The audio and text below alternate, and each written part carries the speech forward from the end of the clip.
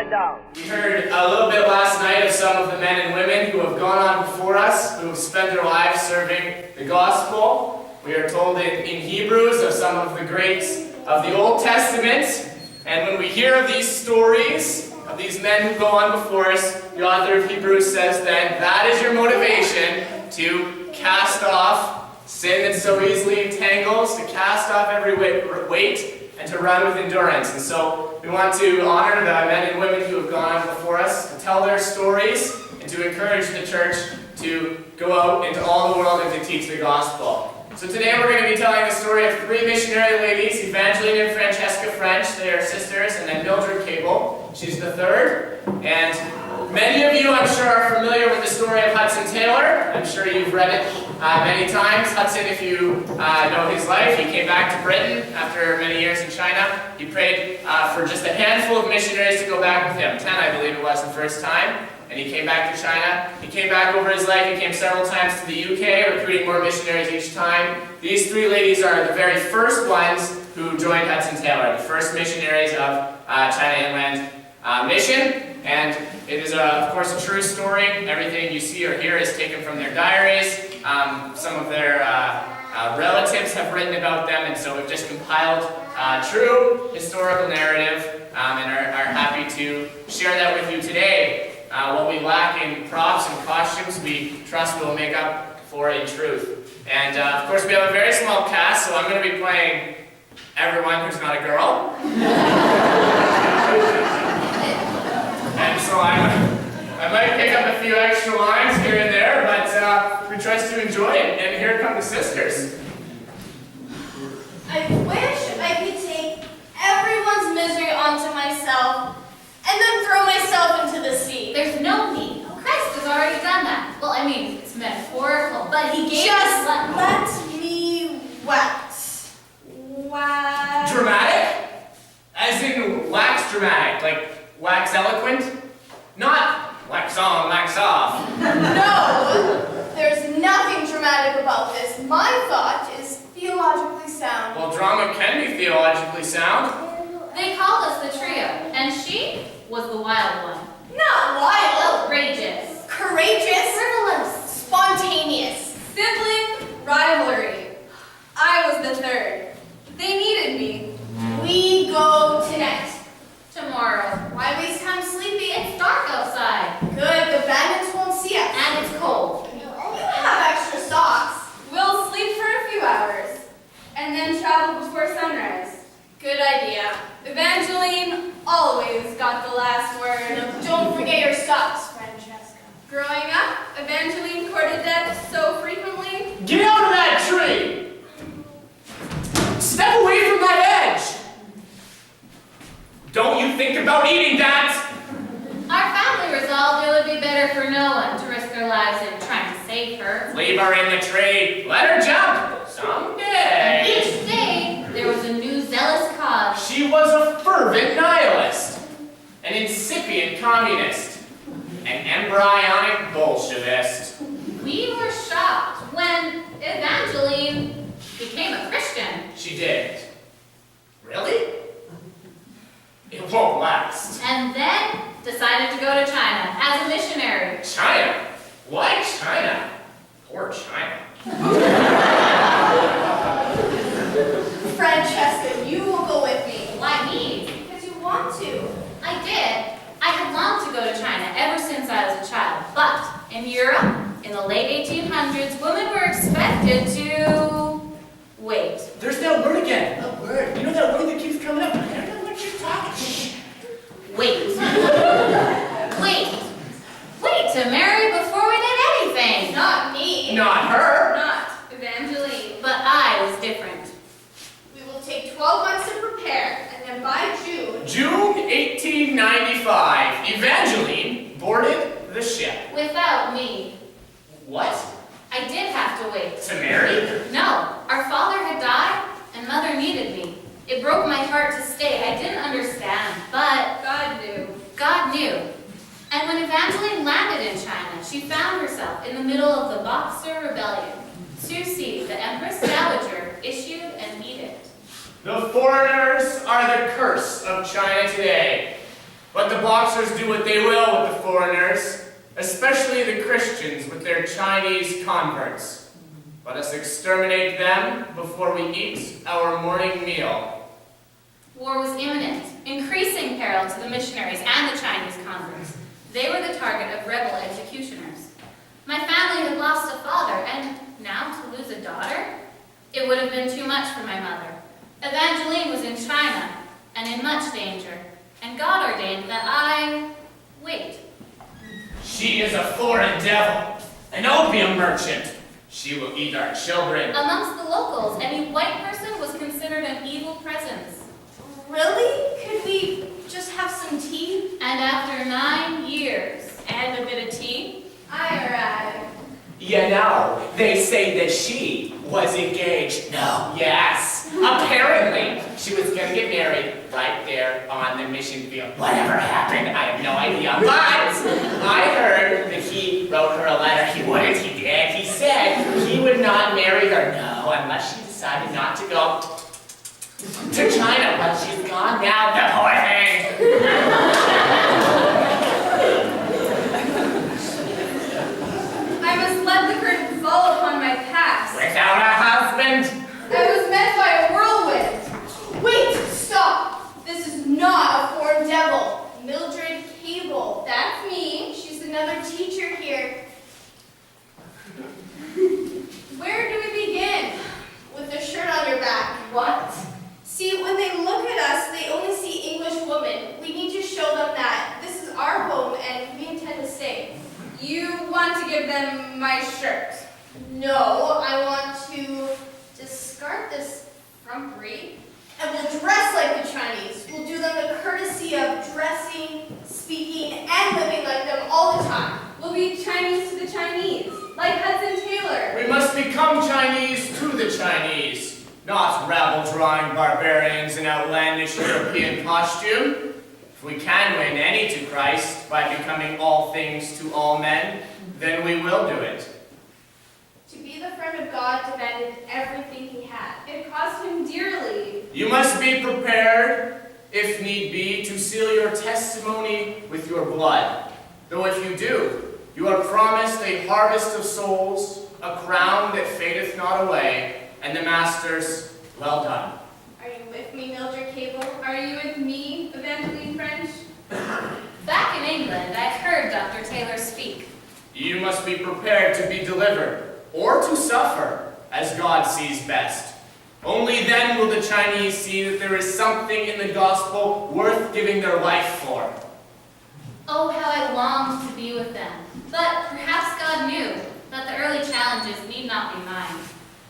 Evangeline, you have been in China for 9 years. How did you survive the rebellion? We fled. I ran with a group from city to city and stayed at night in rat-infested holes. Rats? But much worse than that. 58 of our missionaries, 20 of the children were slaughtered, and I lived. But it's time to move on. We've been here long enough. The girls' school is running with great leaders. There were nearly 200 students. And the women meet for Bible study. They were ready to lead without Evangeline. God has another frontier. But where will we go? I don't know. How will we go? I don't know. North, south, east, west? Northwest. And how did you decide that? Camel dung. Evangeline French. Stop. Don't step in it. Camel dung. Yes, exactly. That is where we will go. I'm ready for anything. But we'll follow the trail.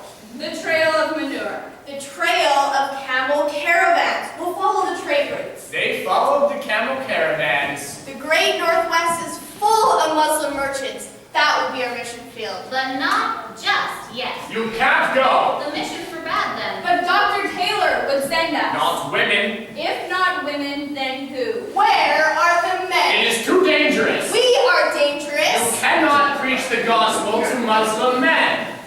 We will gossip the gospel. And that's just what they did. From Shanxi, To the desert. tent meetings, Tea. Dust storms. Tea. funerals, Tea.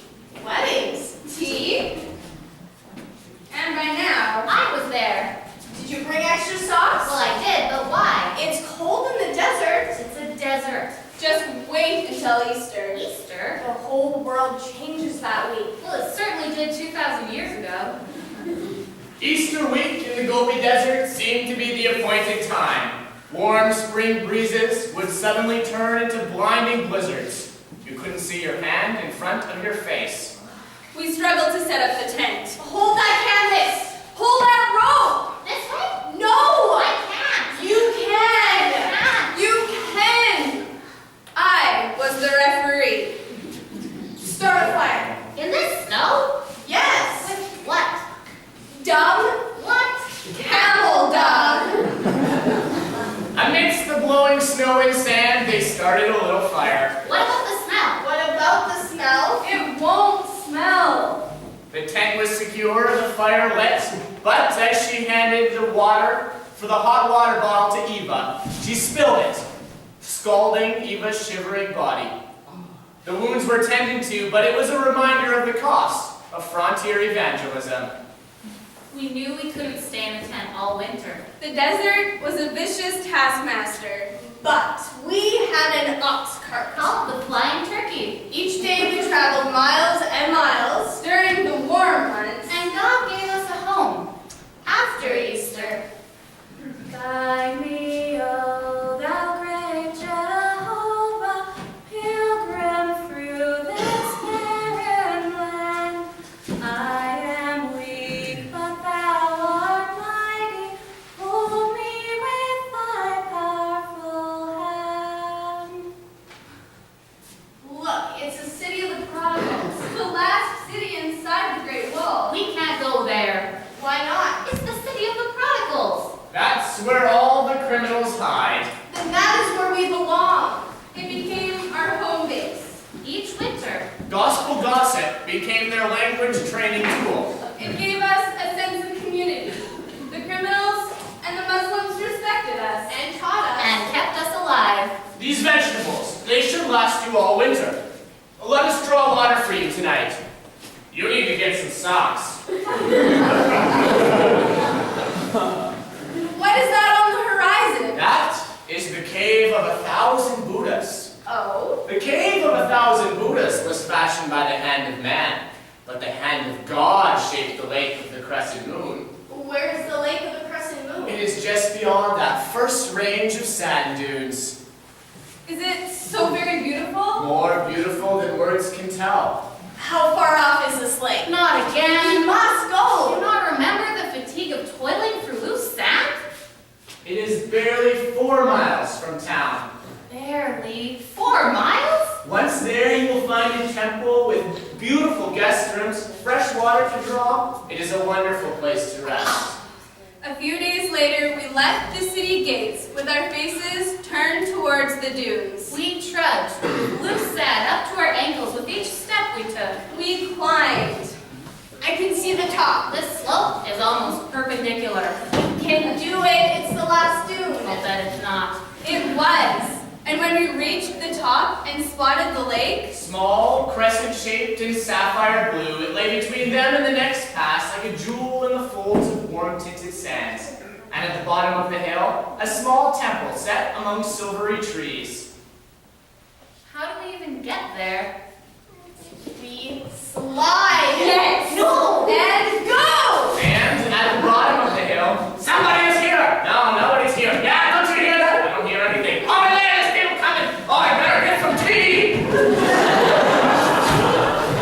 We came down with a rush, bringing the sand with us like a cataract. Then for the first time we experienced the strange sensation of vibrant sands. Vibrant sands, a scientific earth anomaly. As we slid, there was a loud noise on the very hill on which we were, and the vibrations shook the ground as if the music or the strings of a large musical instrument were being plucked beneath us.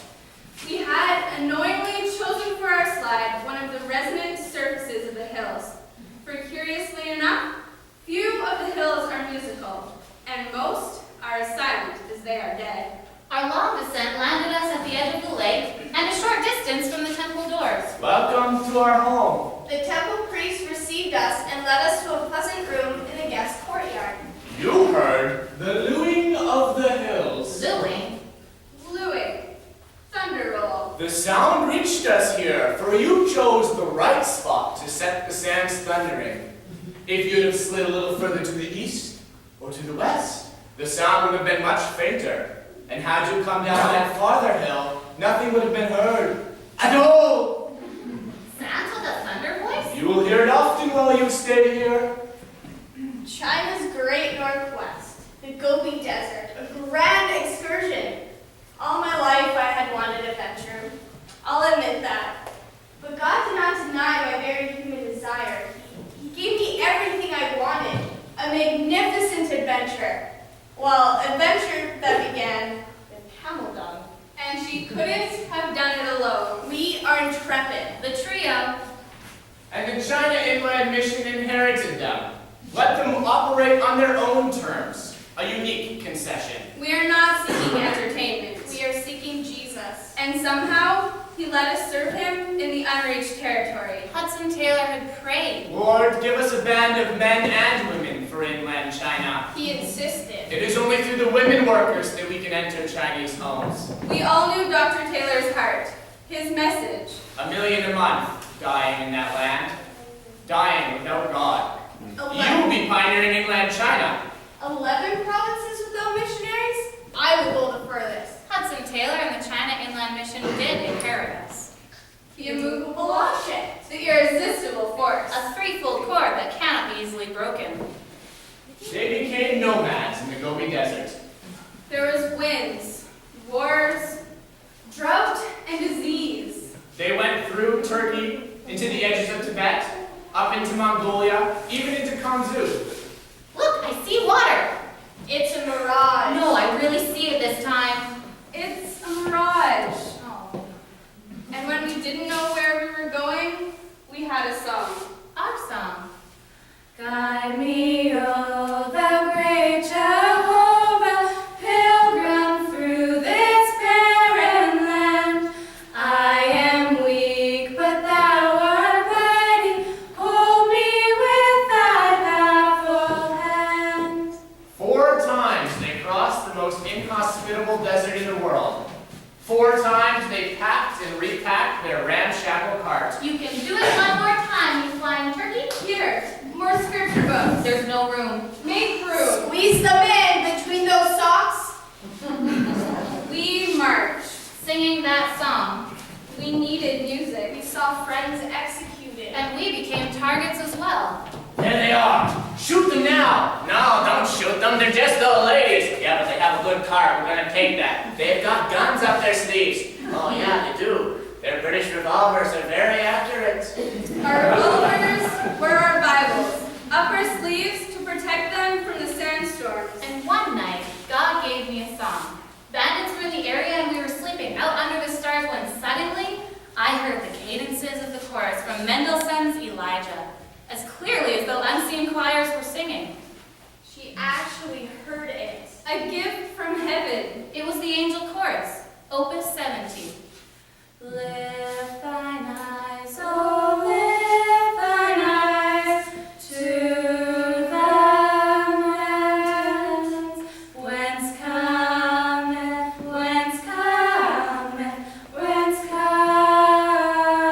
help. But the next words, he that watcheth over Israel slumbereth not nor sleeps. We feared those bandits not at all. For our God never slumbers. He doesn't sleep. He watches after his children.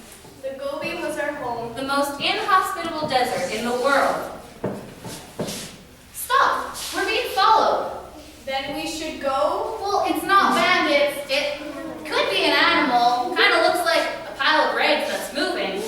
We are a pile of rags that's moving. And soon, it's going to be your turn to pull. Mildred, Evangeline, you have to stop. It's a child. Who are you? Where's your home? It's a little girl. I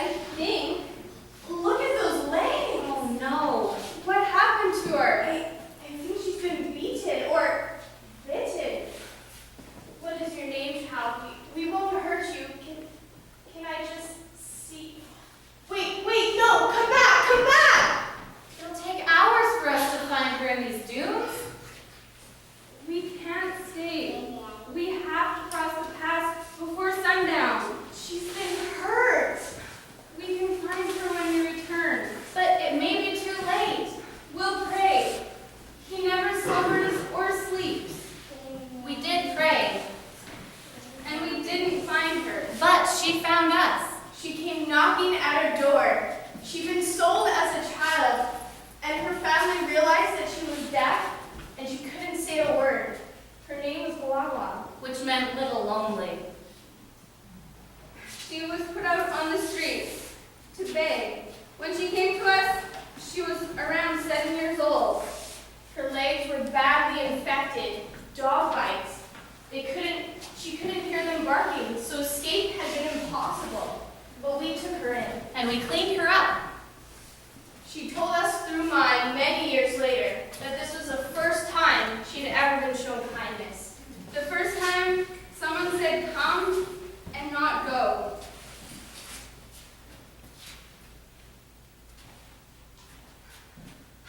Hello, ladies and gentlemen. You are listening to the BBC's Corners of the Globe. Today's guests are 3 missionary ladies home from furlough.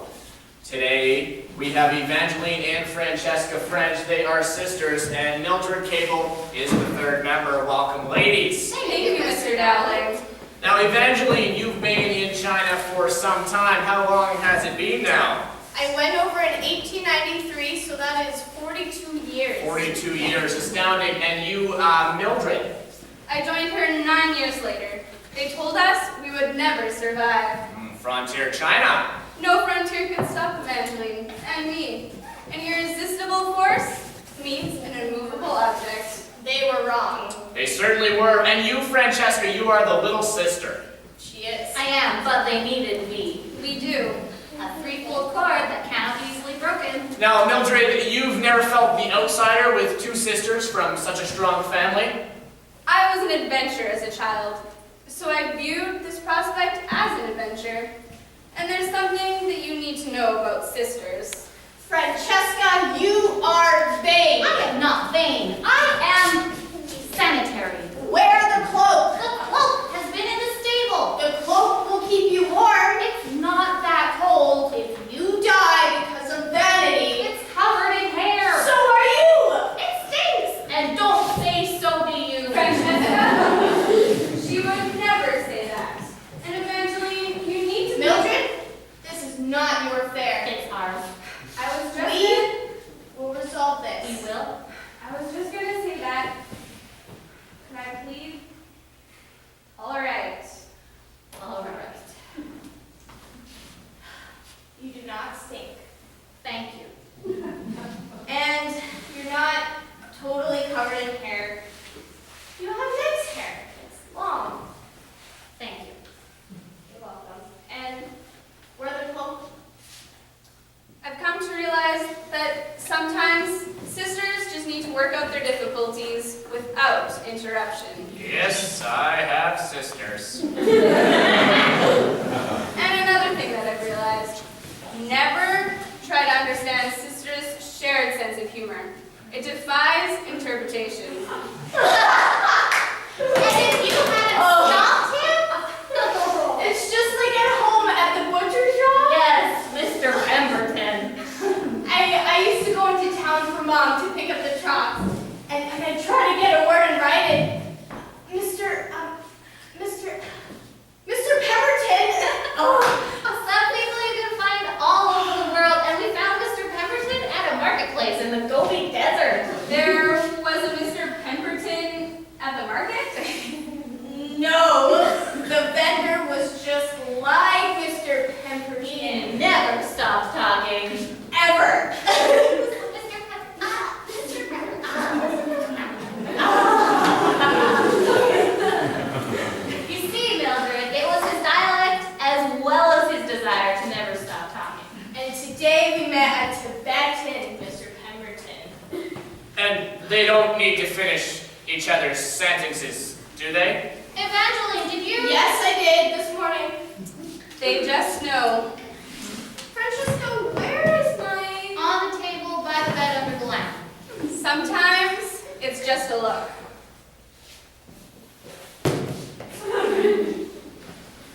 Sister idiosyncrasies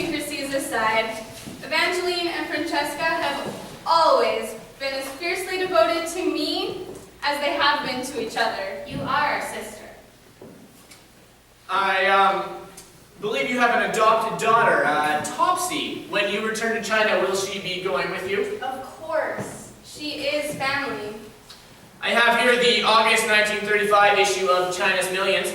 An article describes your living conditions in the Gobi Desert: a stony floor, filthy inns, hard bread, and unappetizing food. That sounds right. And you're going back, all three of you, to these conditions? Yes. The political climate in Central Asia is worsening, and yet you resolve to return. Yeah.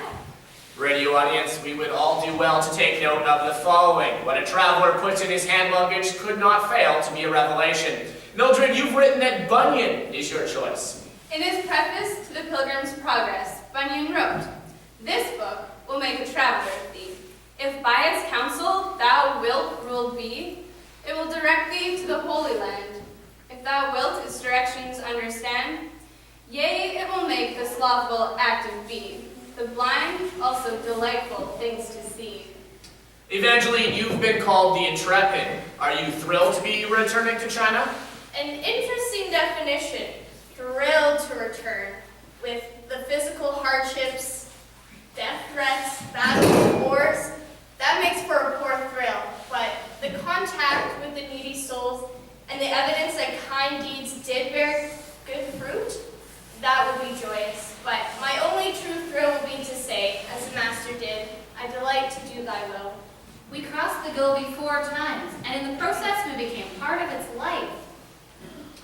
Incredible. I have another article here. Evangeline, you wrote this. It says, "We encountered a phalanx of black-turbaned Muslim insurrectionists, tall, powerful, bearded, with cruel, relentless eyes.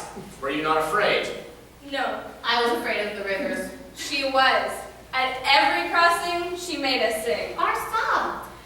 When I reach the verge of Jordan, bid my anxious fears subside. Death of death and hell's destruction, land me safe on Canaan's side. And here you are, well and alive. We endured cholera. a donkey kicked you senseless. We learned to never run out of water. And you travel in an ox cart. The flying turkey. Why is it called the Flying Turkey? Because it goes so fast. Here at home, all is for speed. But in China, on the ancient roads with our 3-mile-per-hour ox cart, it's better suited for the greater purposes of spreading the gospel. After all, Jesus met with 2 discouraged disciples on the road, and their talk was of great things. The question of the road is, whence do you come, and where are you going? Think what you lose by your speed. You can't talk of these great and everlasting subjects when speed is the passion. Well expressed, ladies. One more quote from China's Millions. "We have already spent long years in following trade routes, tracing faint caravan tracks, and searching out innumerable bypaths, as well as exploring the most hidden oases. Why give up home and hearth to knock on a few desert doors in a place so harsh and isolated?" Well explained, Mr. Dowling, but perhaps our song can give you a perspective of our view on home. Musing on our habitation, musing on our heavenly home, fills my soul with holy longings. Come, my Jesus, quickly come. We have the bread of heaven and want for nothing more. Bread of heaven, feed me till I want no more. Feed me till I want no more.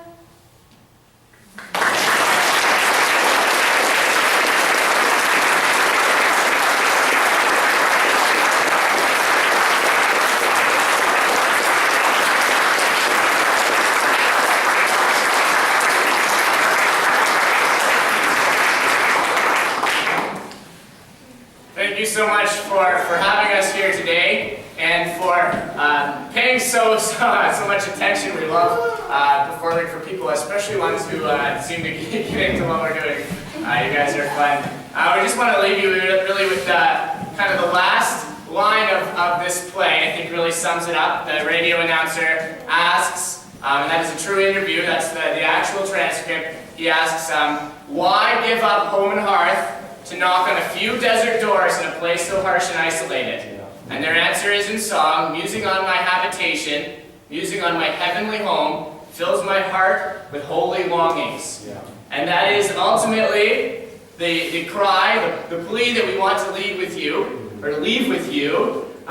We are so comfortable, and we enjoy comfort so much. We enjoy being in the same bed every night. We enjoy being in a social group that accepts us. We enjoy many comforts that if we are truly going to be followers of Jesus, who take the gospel to the ends of the earth, we have to no longer consider our comfortable bed, but set our minds on the things that are above, to muse on our habitation, muse on our true heavenly home. And when we really consider the kingdom of God, when we consider the character of God, of all that He's done for us and all that He calls us to do, our hearts will be filled with a holy longing, with a longing to see Jesus come. And that is our prayer for this whole conference, isn't it? That we would be people whose hearts are set on the will of God, willing to go anywhere and do anything at any cost to see His name proclaimed to the ends of the earth. Amen? Amen. Thank you so much for having us today.